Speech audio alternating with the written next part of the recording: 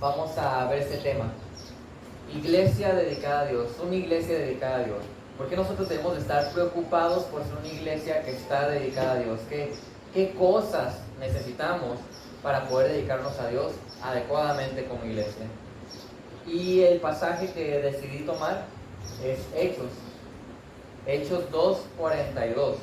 Dice, y se dedican continuamente a las enseñanzas de los apóstoles, a la comunión, al partimiento del pan y a la oración. Aclarando, Hechos no es un libro doctrinal como tal, es una narrativa. ¿Quién escribió Hechos?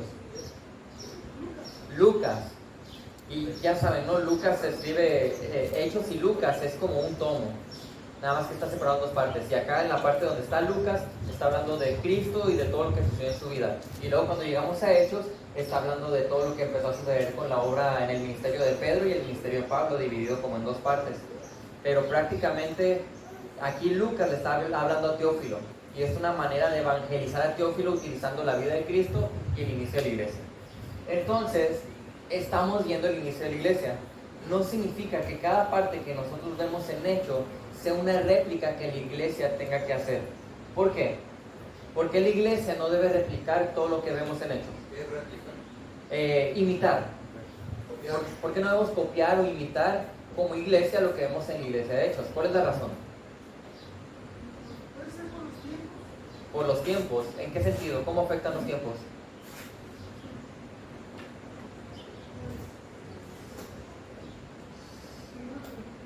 Pues es la era apostólica también, por ejemplo, hacían milagros, no significa que eso aplica a los gobiernos. La validación, pues sí. Tiene razón Luis, también Seth. Porque es un libro histórico. Sí, exactamente. Por las costumbres también de un pueblo original que es el pueblo de Israel, y nosotros no somos. Y ciertamente el contexto es diferente. Y yo quiero hablar más del contexto de los pactos. Lo que se estaba viviendo en ese momento es muy distinto a lo que como iglesia vivimos el día de hoy. Recuerden, está el antiguo pacto y está el nuevo pacto. Y no significa que cuando llegó el antiguo pacto y se acabó, ¡pum!, inicia el nuevo. Sino que están como entrelazados. Mientras iba terminando uno, iba iniciando el otro. Es una transición. Traslapado o transición. Exacto, traslapado, transición. Por lo tanto, en Hechos vemos cosas que hoy en día no van a suceder en la iglesia, como lo que me comentó ahorita Seth.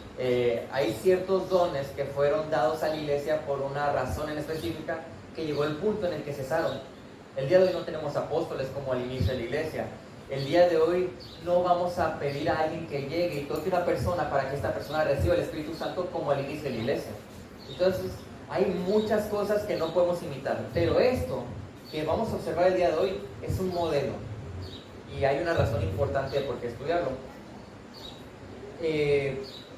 Si ustedes ven aquí en Hechos 2, o bueno, si vemos todo el contexto, vamos a ver por qué es más importante lo que dice aquí. Es agarrar un verso aislado, nos va a dar una idea de lo que quiere decir el Señor con ese verso. Pero cuando tú agarras el contexto, es como si le dieras sabor, como si le empezaras a echar sal y a preparar correctamente un platillo.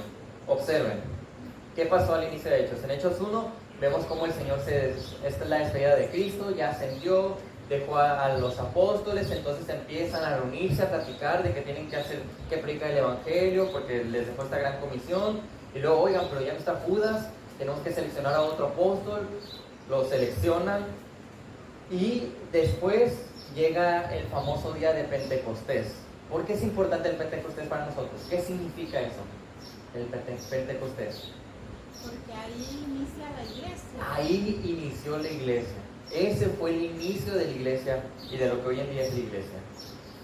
Entonces llega el Pentecostés y ¿qué pasa? Viene el Espíritu Santo, empiezan a ocurrir cosas milagrosas. Hay muchísima gente reunida por esta fiesta que celebraban los judíos de todos lados, judíos de diferentes culturas e idiomas. Entonces se paran a predicar los apóstoles y empiezan a predicar cada uno en un lenguaje distinto para todas aquellas personas que estaban reunidas, porque había de muchos lugares, ¿no? Todas estas cosas milagrosas están sucediendo al mismo tiempo y, permítanme, se me fue la página, y entonces de repente Pedro se para a predicar y todos los demás apóstoles, y vemos que empiezan a haber convertidos. Y luego llegamos a Hechos 2:37, que es antes de lo que estamos viendo aquí. ¿Va a comentar algo antes de mencionar eso? Sí, nada más para aclarar, mencionaste la importancia de Hechos 2, de lo de Pentecostés. Hay que tener muy claro y cuidado cuando escuchen predicadores, lean ciertos libros, que sí son hermanos, pero hay dos posturas.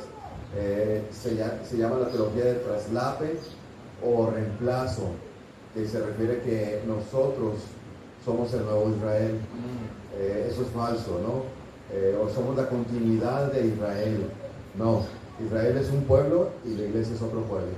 Entonces, la importancia de marcar bien la división, donde entra el nuevo pacto con la dispensación de la iglesia.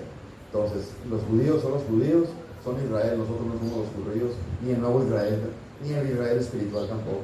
No para cuidado cuando lean o escuchen predicadores muy famosos y que sí son hermanos, pero es una teología errada, no más para aclarar eso.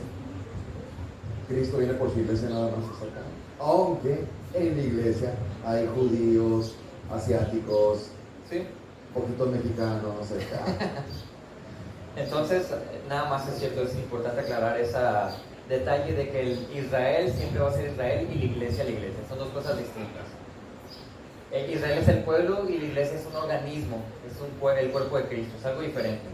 Entonces, aquí en Hechos 2:37, que ya es el contexto más cercano aquí al versículo que vamos a estudiar, dice, acaba de predicar Pedro, se aventó una predicación muy buena junto con los demás apóstoles, hablando en los demás idiomas para que todos entiendan, y dice, al oír esto, las personas, conmovidos profundamente, dijeron a Pedro y a los demás apóstoles, hermanos, ¿qué haremos? O sea, ya vieron cuál es su pecado, lo que hicieron con Cristo y ahora están preocupados, ¿qué vamos a hacer?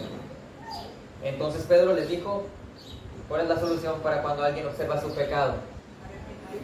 Les dice, arrepiéntanse y sean bautizados cada uno de ustedes en el nombre de Jesucristo para perdón de sus pecados y recibirán el don del Espíritu Santo, porque la promesa es para ustedes y para sus hijos y para todos los que están lejos, para tantos como el Señor nuestro Dios llame. Y cuando dice que es para ustedes y para sus hijos, estamos hablando de los creyentes, ¿no? No significa que porque alguien ya fue salvo, sus hijos también. Estamos hablando de que aquellos que tienen fe de verdad. Y en el 40 dice, y Pedro con muchas otras palabras testificaba solemnemente y les exhortaba diciendo, sean salvos de esta perversa generación.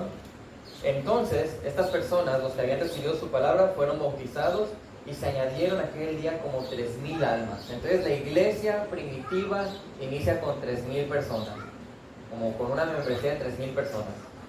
Y lo llevamos al versículo este.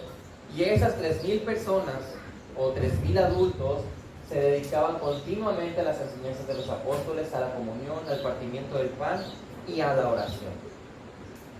Esto es un modelo bíblico. Estamos viendo cuál es el resultado de que una iglesia esté dedicada a Dios. Y es esto. Es que van a estar dedicados continuamente a la enseñanza, a la comunión, al partimiento del pan y a la oración. Entonces, esta es la manera en cómo vamos a estudiar este versículo. Lo vamos a dividir en 4 partes. En la parte B del versículo 42 vemos que es la doctrina bíblica. Son 4 componentes que necesitamos para que nuestra iglesia esté dedicada a Dios. La doctrina bíblica, la unidad verdadera, la adoración obediente y la devoción dependiente. Son 4 cosas que si ustedes ven aquí el versículo, está clarito. Y si se fijan, no puse la primera parte del versículo, porque la primera parte es nada más darle entrada a estos 4 componentes. Porque dice aquí, y se dedicaban continuamente. Entonces se dedicaban continuamente a las enseñanzas, se dedicaban continuamente a la comunión, se dedicaban continuamente al partimiento del pan, se dedicaban continuamente a la oración. Es lo que está diciendo. ¿Pero qué significa dedicaban continuamente?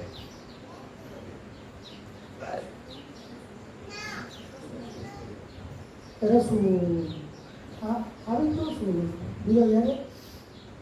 Sí, estaba hablando de que se dedicaban, estaba hablando de que estaban haciendo un gran esfuerzo, que estaban invirtiendo muchísimo tiempo, muchísimo esfuerzo físico, invirtiendo finanzas. Está hablando de una inversión grande y luego dice que esta inversión grande o este esfuerzo grande lo hacían de manera continua. O sea que estaban perseverando muchísimo en invertir de esa manera en la iglesia local. ¿Y cómo están perseverando entonces en la iglesia local? Lo hacían primero con la doctrina bíblica. Ahí dice a las enseñanzas de los apóstoles. podemos decir que uno de los propósitos de la iglesia es el ser, o sea, que la iglesia sea la verdad revelada, que seamos la verdad revelada para el mundo, que seamos la verdad revelada para los perdidos. Se supone que somos la lámpara o la luz que la gente va a ver y por la cual va a observar la verdad. Ese es el propósito. Y una iglesia que no tiene una doctrina bíblica o que no está dedicada a las enseñanzas de los apóstoles, o en este caso a las enseñanzas bíblicas, es una iglesia que evidentemente no va a cumplir con ese propósito.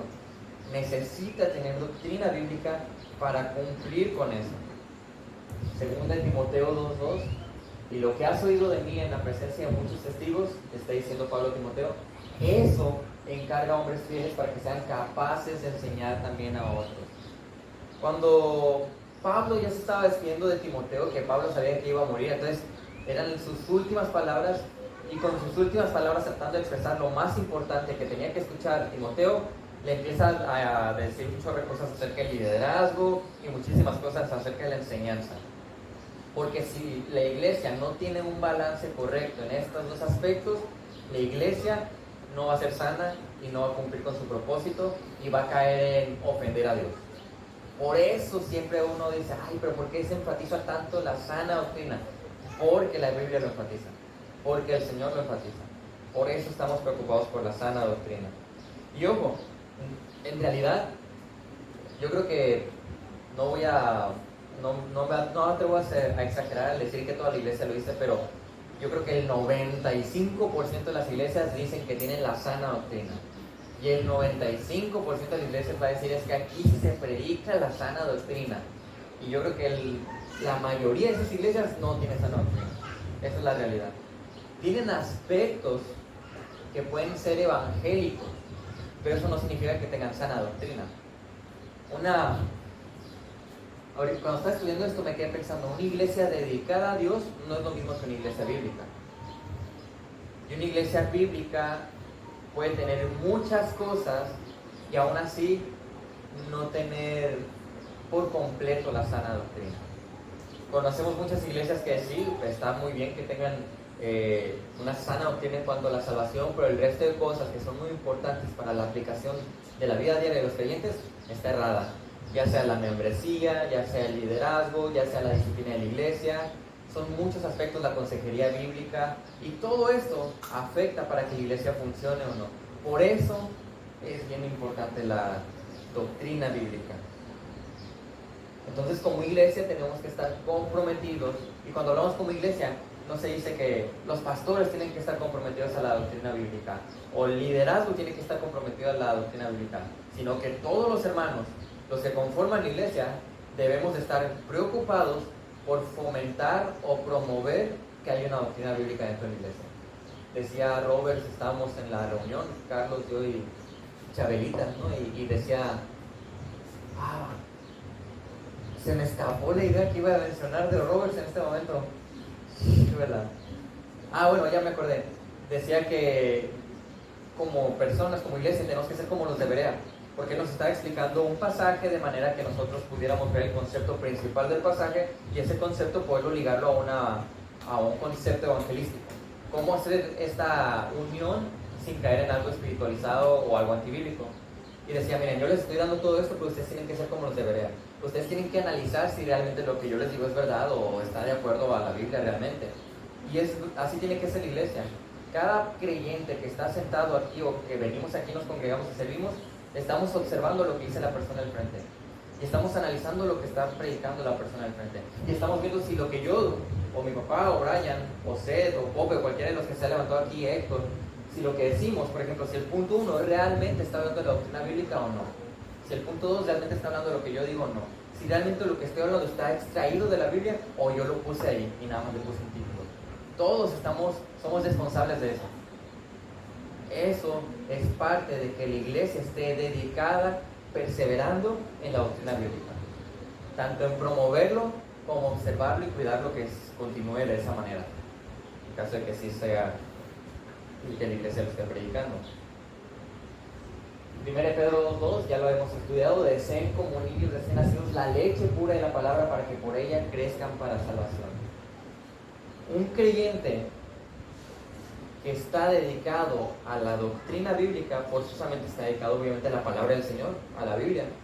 No como decir, sabes que no me interesa casi la palabra, pero me encanta la doctrina bíblica. No tiene sentido, porque cuando hablamos de la doctrina bíblica estamos hablando de todo lo que dice su palabra.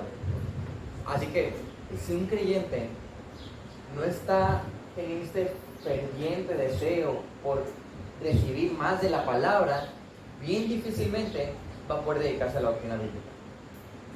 Bien difícilmente vamos a poder enfocarnos en decir, aquí tenemos que ser radicales y aquí tenemos que estar más misericordiosos. Si no estamos dedicados a la palabra, si no estamos deseando la palabra, la tendencia son dos extremos: o legalismo o liberalismo, uno de los dos. O vas a caer en ¿sabes qué? Voy a empezar a hacer mis propias reglas y para mí debe ser así, y acá, y acá, y acá, y sin argumentos bíblicos, o argumentos bíblicos fuera de contexto. Y el otro lado, ¿sabes qué? Es la gracia, tenemos permitido todo, no pasa nada. Pues bueno, si él cree de esa manera, de su postura, yo tengo la mía, no hay problema. Y caemos en los extremos si no estamos dedicados a la doctrina bíblica. Por eso es bien importante. Por eso las iglesias se dividen, porque muchas veces vemos que un grupo jala para un lado y otro grupo para el otro y otro grupo, y está fragmentada la iglesia. Y una iglesia, que ahorita vamos a ver el segundo punto, que no tiene unidad, para nada cumple un propósito como iglesia. Porque la iglesia, ¿cómo es mencionada por Cristo? Como la esposa, pero ¿cuál es la analogía de la iglesia? ¿La iglesia qué es? No. ¿Qué es la iglesia? Es el cuerpo, es un cuerpo. Y como cuerpo está junto, está pegado, está unido y funcionan todos unánimes, etcétera, etcétera. Ya saben cómo es el cuerpo. Pero ahorita vamos a llegar a la parte de la unidad. Luego, aquí quiero mencionar 1 Timoteo 4:6. Aquí está hablando Pablo a Timoteo, pero esto es mucho antes de que Pablo ya fuera a fallecer.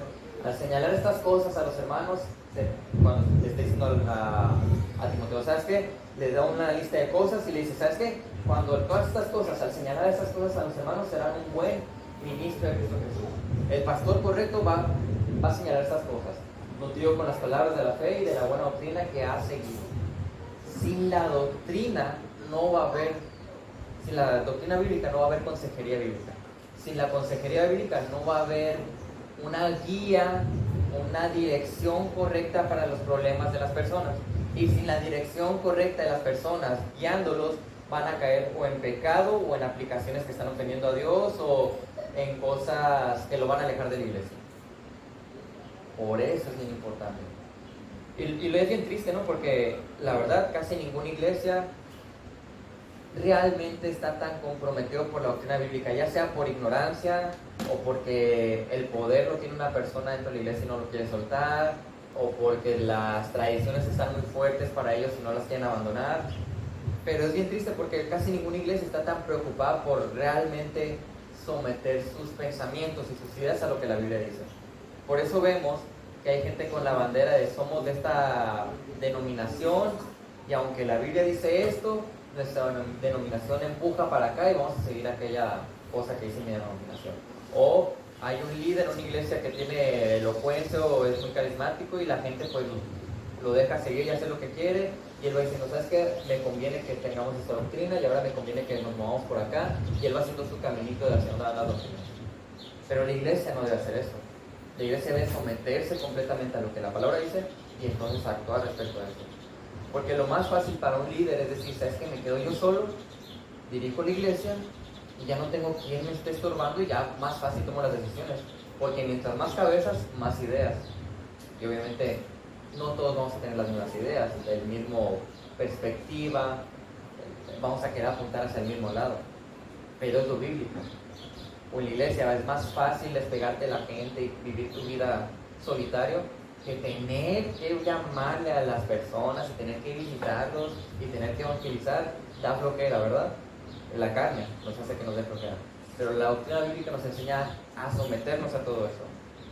John MacArthur decía acerca de esta enseñanza y más que nada acerca de esta parte del versículo. Dice, un creyente debería considerar como un día desperdiciado aquel en que no aprende algo nuevo o en que no puede enriquecerse profundamente mediante la verdad de la palabra de Dios. Está diciendo MacArthur. Y no digo que MacArthur sea la Biblia, pero como es un hombre reconocido por su estudio de la palabra, hay veces que hay citas de él que son buenas, o prácticas de ellos que son buenas. Y lo que está diciendo es que si tú como creyente pasas un día en el que tú no aprendiste nada nuevo de la palabra, es como un día desperdiciado. Porque se supone que estamos dedicados continuamente a la palabra del Señor, a la doctrina bíblica, como iglesia. Y si no lo estamos haciendo, estamos desperdiciando el tiempo. Como ya habíamos hablado antes acerca de que somos mayordomos de todo lo que el Señor nos da. Bueno, te da 24 horas. Esas 24 horas tú las vas a separar en todos tus pendientes para decir, tengo que dedicarme a estas cosas. Aparte de todo lo que tengo que hacer, pero tengo que dedicarme a estas cosas. Tengo que guardar un tiempo para estas cosas.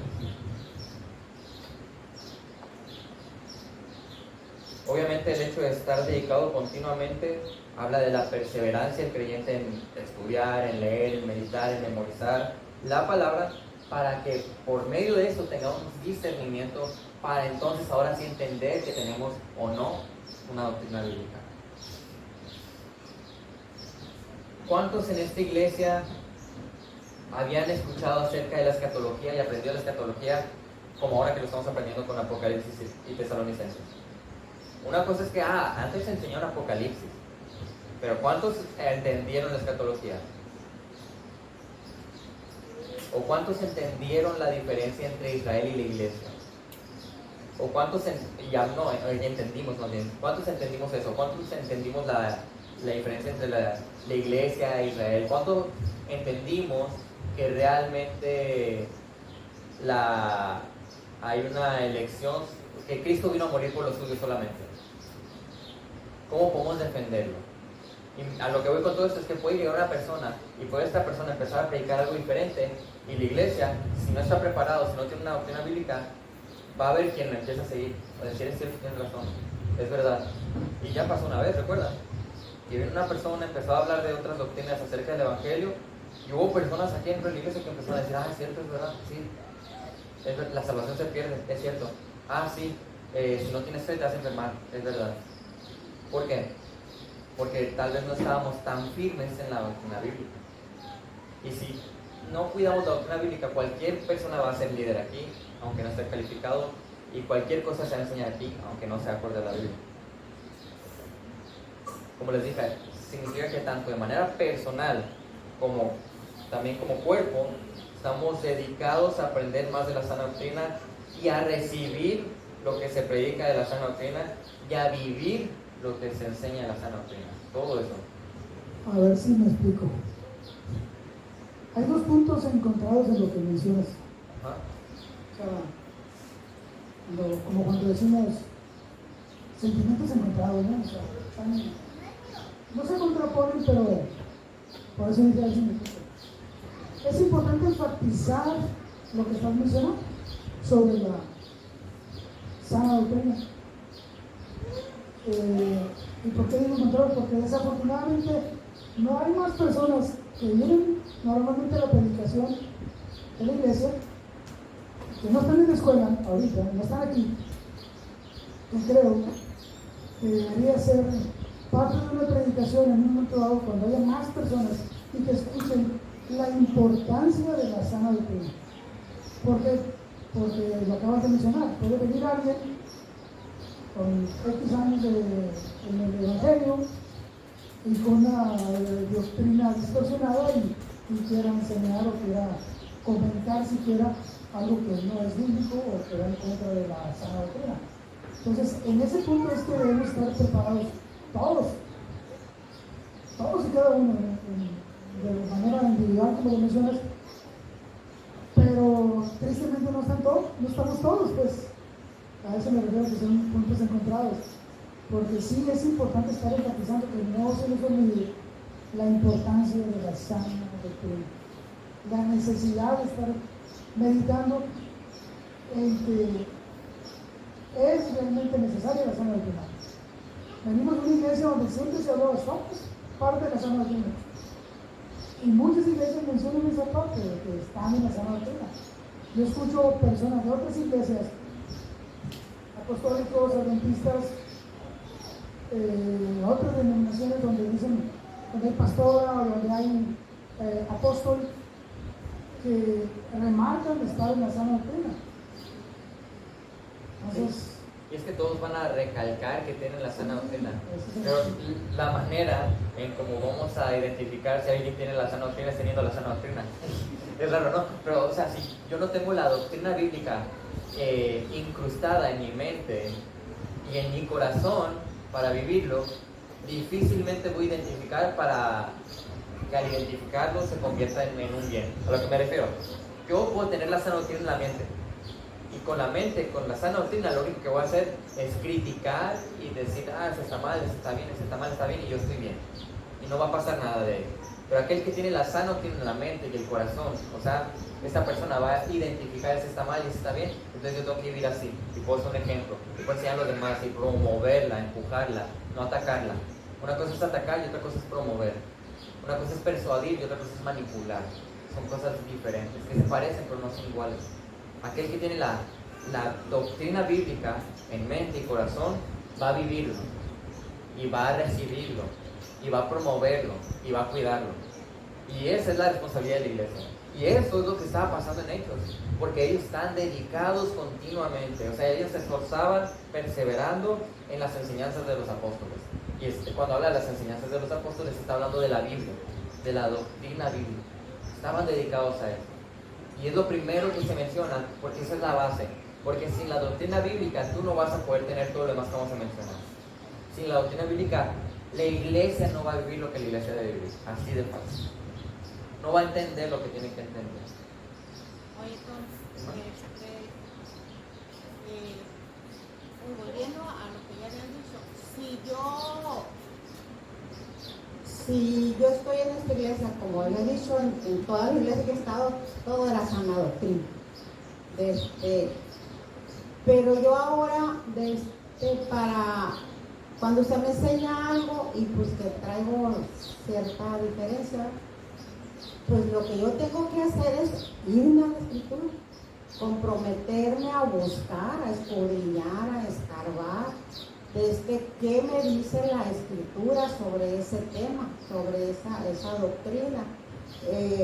Porque aún cuando Pablo predicaba, Pablo era apóstol y predicó, y los que estaban oyendo, los medianos, no se quedaron con lo que Pablo dijo, porque era un apóstol, tenía peso su ministerio, el cargo que él tenía. Pero ellos fueron y buscaron, no se quedaron nada más con lo que Pablo dijo, se fueron a buscar a las escrituras y lo que Pablo estaba diciendo es la verdad. Entonces esa es la responsabilidad de nosotros, pues en la capacidad que tenemos cada quien, ¿verdad? Porque no todos tenemos pues un entendimiento, pero buscar el respaldo del Espíritu Santo que nos guía aún sin tener mucho conocimiento. El Espíritu Santo nos lleva a la verdad siempre.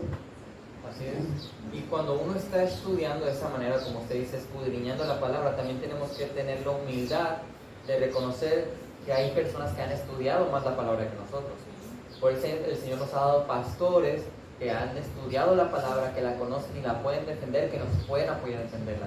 Obviamente, si tú ves algo en tu pastor, también el Señor ha bendecido a hombres dotados con la capacidad de estudiarla y de enseñarla, ya sea en internet tú puedes encontrar algunos. Pero a lo que voy es que tanto el pastor puede acudir a otros para aprender más como nosotros a otros. Tenemos esa capacidad porque no todos tenemos la misma bendición de ser tan iluminados como otros por la palabra.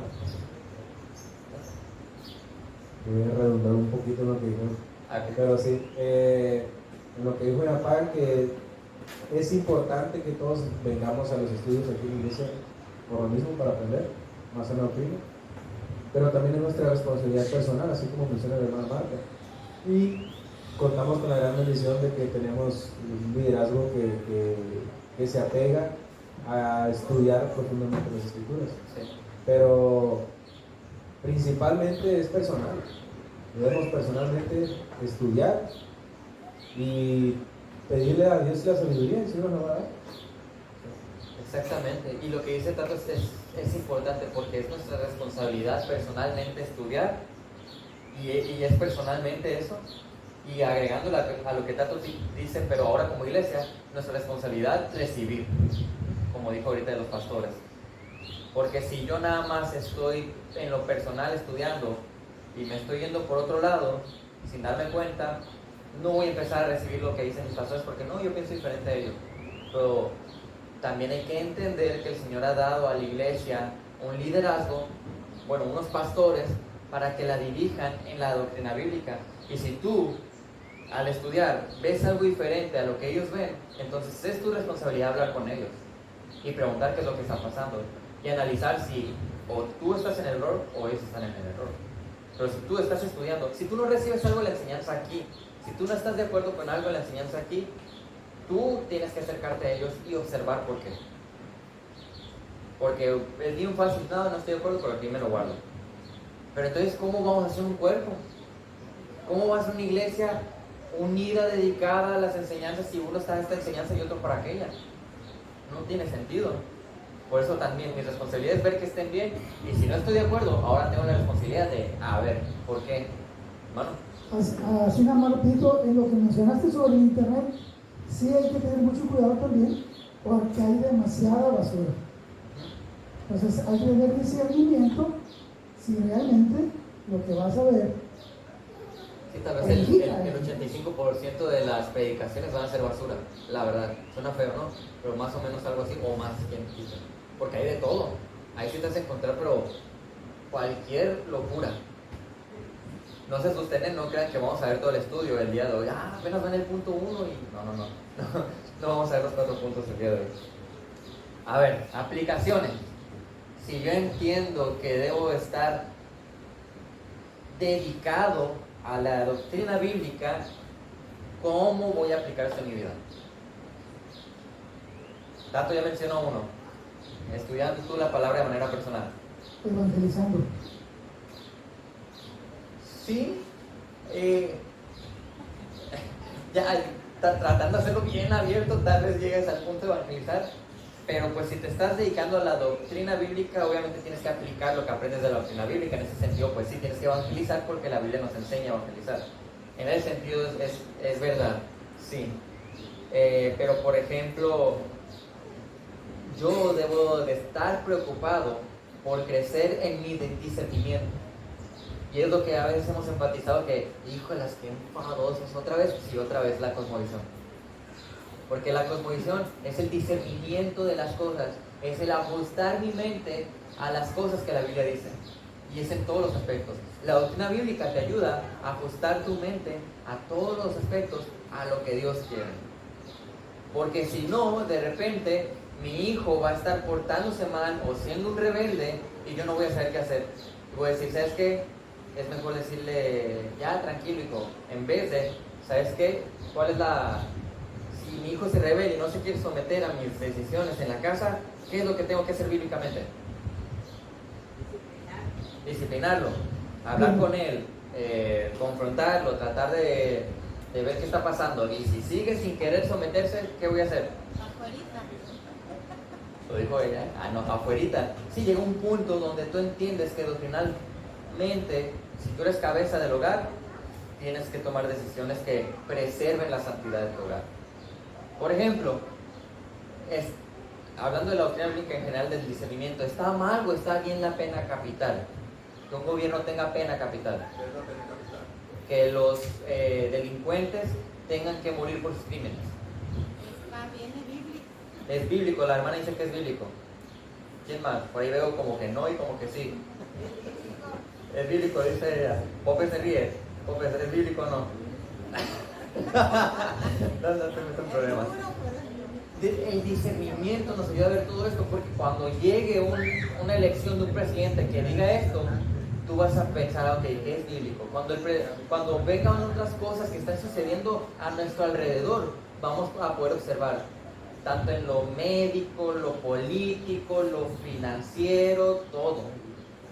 La Biblia nos ayuda a tener la percepción correcta. Veo que están un poco con caras así sobre lo de la pena capital. Sí, miren, es bíblico porque cuando estaba la teocracia, el Señor dio una ley, y cuando el Señor estaba gobernando, entonces el Señor dio la ley, y en la ley había ciertas razones por las cuales las personas tenían que morir. Incluso si un hijo no se sometía a sus padres, ¿qué pasaba con ese niño, con ese joven? lo apedreaban. Si alguien, por ejemplo, si un hombre lastimaba a una mujer y esa mujer está embarazada y moría el niño, el bebé, era considerado asesinato. Ya desde ahí vemos que realmente se consideraba como una vida y tenían que darle la pena capital a esta persona. Entonces, no se está asesinando a la persona, se está ejecutando, que es diferente. ¿Cómo? O sea, el acto es el mismo, pero como vienen de distintos poderes, cambia la situación. Un asesinato es pecado, una ejecución es algo correcto, porque el que ejecuta, que es el gobierno, tiene la facultad de hacerlo. Si yo mato a alguien, yo no tengo la facultad de hacerlo y estoy asesinando, es pecado. Hay una diferencia, pero el Señor permitió que dentro del gobierno hubiera leyes que permitieran que se preservara la pureza de la nación y por lo tanto se permitía la pena capital. Nada más aclarando ahí porque vi caras así, vale, ¿cómo que eso está mal? Entonces, por eso quise aclararlo. Pero bueno, el caso es que el discernimiento de todas estas cosas nos va a ayudar muchísimo a todos para tomar las decisiones correctas en cosas que parecen triviales o no tan importantes, pero para el creyente cada decisión que toma debe estar basada en la Biblia. Y el estar dedicados a Dios como iglesia significa que como iglesia vamos a dedicarnos a la doctrina bíblica y que nuestras decisiones individuales y corporales están apuntando a eso. Y hay muchas otras cosas que podemos preguntar sobre si qué está bien y qué está mal sobre acá o allá, ¿no? Pero vamos a caer en un debate y no queremos ahorita eso. Dice la hermana Marta que si los tatuajes. Entonces, lo que comentó ahorita Luis es otra aplicación, que vamos a estar preocupados por fomentar la sana doctrina, tanto dentro de la iglesia como con las personas de fuera. Vamos a tener un deseo por leer la palabra, como lo comentaba Tato, por escuchar la palabra, abiertos a recibir la palabra. Esa es la manera en cómo yo voy a vivir la doctrina bíblica. Primero, rellenándome la palabra para poder entonces formar esa doctrina bíblica en mi mente. Porque quien no rellena su mente y su corazón de la palabra, no va a ser sabio.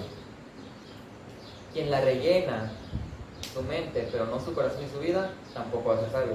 Solamente aquel que la rellena y la vive. Esa es la sabiduría. Hay una diferencia entre sabiduría y conocimiento. La sabiduría es el conocimiento aplicado, el conocimiento bíblico aplicado. Estoy tratando de no durar tanto, de tener un poco más cortos los estudios porque gracias a Dios dicen por allá, porque de repente pues pienso que nuestra mente está hecha para recibir hasta cierto punto la enseñanza y de repente pasan ciertos minutos y ¡pum! Uno se bloquea y ya no está recibiendo. Entonces ya ahorita vamos a terminar, no creo que podamos ya entrar a los otros puntos. Voy a dar una pequeña entrada al siguiente punto nada más y después lo vamos a seguir observando. Y el siguiente punto está bien ligado al primero, la unidad verdadera. Porque la otra cosa a la que debemos de estar dedicados continuamente es a la comunión. La iglesia, y estoy hablando de la unión verdadera, la iglesia que está unida de manera verdadera es la iglesia que tiene todos la sana doctrina. Una iglesia sin sana doctrina va a tener una unidad falsa, porque es a expensas de la verdad. No puede haber unidad donde no hay verdad, lamentablemente, pero así es. Bíblicamente es de esa manera. O sea que hay iglesias que parece que están bien unidas, pero si doctrinalmente están equivocados en áreas que son importantes, no están unidos realmente. Entiéndase en ese punto como si no tenemos nada en común o si nada nos une, es decir, que la verdad no está bien repartida, por decirlo así, ¿no? Es decir, por eso hay esa división. Lo que lo va a acompañar es la sana doctrina. Sí. Nos puede unir el compañerismo, pero el compañerismo solo, a expensas de la sana doctrina, es un club social, no una iglesia. Y eso no genera la unidad verdadera de una iglesia, de un cuerpo local. Por eso los une el error. Ajá, exactamente, los une el error, eso no es unidad. Lo que nos debe unir, Efesios dice, el espíritu. Así es. Debe ser en el espíritu. Y el espíritu te lleva, si es correctamente, a la sana doctrina. Efectivamente. Una cosa es la convivencia bien padre, el compañerismo bien padre, y otra cosa es la unidad en el espíritu. está basado en la sana doctrina. Recuerdo que hace tiempo estudiamos Filipenses y Filipenses está como que clavado en la unidad del cuerpo y el gozo. Son los temas que está siempre empujando ahí Filipenses. Y recuerdo que una persona no quería someterse a ciertas enseñanzas de la Biblia y se le confrontó a esta persona, pero no le importó. Entonces esta persona como que ponía cosas de que, ya ves, como que hay muchos posts en Coalición por el Evangelio, que hay muchas publicaciones en redes sociales de este ministerio llamado Coalición por el Evangelio, que está bien en algunas cosas. Yo, en lo personal, sería cuidadoso con recomendarlo, porque ya tiene tantos artículos de tantas personas que ya es muy, el abanico de la doctrina está muy abierto. Entonces ya de repente ya rozan en cosas que ya no es doctrina bíblica. Entonces esta persona publicaba cosas de ese porque obviamente eran cosas donde la gente hablaba mucho del amor y la gracia y sobre que no, hay que amar a todos y todo se perdona, y esta persona decía, ven, la unidad sin el amor no es unidad, tratando de defender que esta persona pues no quería someterse a ciertas cosas que la Biblia dice. Pero esa unidad basada solamente en el amor a expensas de la verdad, como decía mi papá, es error, y eso no va a generar la unidad verdadera que aquí la primera iglesia estaba generando. Es una iglesia que estaba tan dedicada a la doctrina bíblica que generaban comunión, y aquí la palabra que están utilizando es koinonía, que muchas veces se utilizaba a la ligera por muchas personas conocidas de nosotros, pero lo relacionaban como vamos a tener koinonía, y se reunían a comer nada más, y esa era la koinonía. Y yo digo que la koinonía se da en momentos donde uno puede comer o hacer otras cosas, pero en sí no es comer, la koinonía es comunión, y la comunión genera otro tipo de cosas que ya después veremos. Vamos a pausarnos aquí. Nada más quería comentar, hacer esta transición de entrada aquí a la comunión, donde está hablando también de que sin esta sana doctrina la comunión no se genera, pero ya después vamos a ver la unidad verdadera y el resto de los puntos que son en ese punto de la comunión es necesario detectar o entender el ecumenismo que muchos es la unión o la mala unión, la mala interpretación de diferentes congregaciones e iglesias que le llaman debemos tener unidad, ¿no? Es una falsa unidad, o sea, es una falsa unidad donde se trata de tener una unión o una unidad basada en el amor sin detectar diferencias doctrinales. Entonces, es que no es una unidad bíblica. Pueden estar unidos, pero no es bíblico, y ya no cumple con el propósito por el cual hemos sido llamados a la comunión. Y ya no es koinonía. Puede ser compañerismo, puede ser no sé, otro sinónimo de eso, amistad, ¿sí? Pero realmente ya no es koinonía si no está de por medio la sana doctrina, lo bíblico. Por eso traté de enfatizar ese punto como la unidad verdadera. Traté de darle mucho más importancia el día de hoy a la doctrina bíblica porque es la base. Sin una doctrina bíblica yo no puedo tener unidad verdadera. Sin una doctrina bíblica yo no puedo adorar de manera obediente al Señor. Y sin una doctrina bíblica mucho menos voy a estar con una devoción dependiente de Él. Y esa es la base que se da aquí en Hechos para entonces hablar de las otras tres componentes que van a permitir que la iglesia esté dedicada a Dios. Vamos a dejarlo por aquí, pero antes que nada, ¿alguna pregunta o algún comentario? ¿Alguna otra pregunta para discernir sobre qué está bien o qué está mal? Entonces la comunión consiste en que estemos en el mismo sentido, en el mismo, que compartamos las doctrinas esenciales de la iglesia evangélica. Podemos tener comunión cuando tenemos las mismas doctrinas esenciales o medulares. Cuando una institución no tienen las doctrinas fundamentales para la salvación, ya están descartadas como iglesia, son sectas. Es de por medio sabemos que ahí no va a haber unidad, ¿no? Va a haber mucho compañerismo, amistad y todo lo demás. Ahora, hay iglesias que tienen las doctrinas fundamentales para la salvación que pueden no tener unidad, porque tienen esas doctrinas ciertamente, pero puede que estén mal en el liderazgo, en la membresía, en la disciplina, en los dones, en el rol del varón y de la mujer, muchas otras cosas que van a proveer para el pecado, que van a proveer para que cada persona agarre para donde quiere. Y conocemos iglesias así, ciertamente.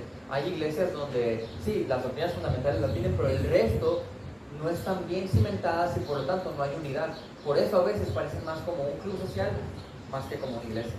Por eso las doctrinas esenciales son esenciales para que seas iglesia, pero no significa que ya no más con eso ya hay unidad.